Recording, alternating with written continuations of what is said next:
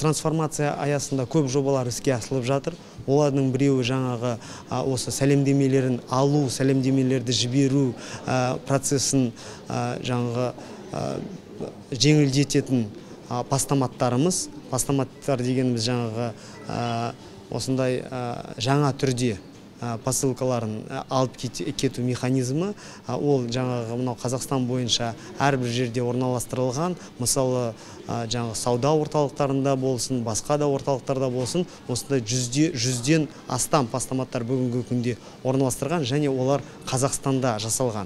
Бірінші постаматтар 2014 жылы біз енгізген болатынбыз, олар 17 штук болатын, және олар жаңағы Латвиядан әкелінген болатын. Бірақ қазір міне біз қазақстандық компанияларды тауып тапсырыс бердік.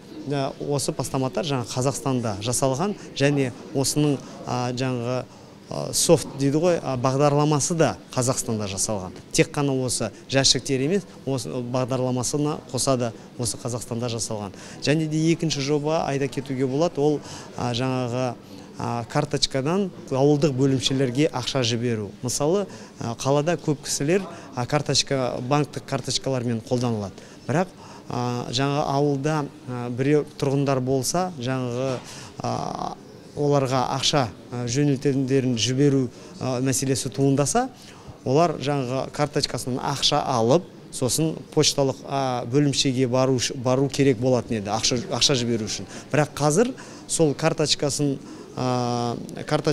және біздің мобильдік жаңағы өзіміздің бағдарламамыз бар. Сол мобильдік телефон арқылы өзінің карточкасынан жаңағы ауылдық деңгейге, бөлімшелерге ақша аударымдарын жіберуге оңай жасап, соны енгіздік бүгінгі күнге.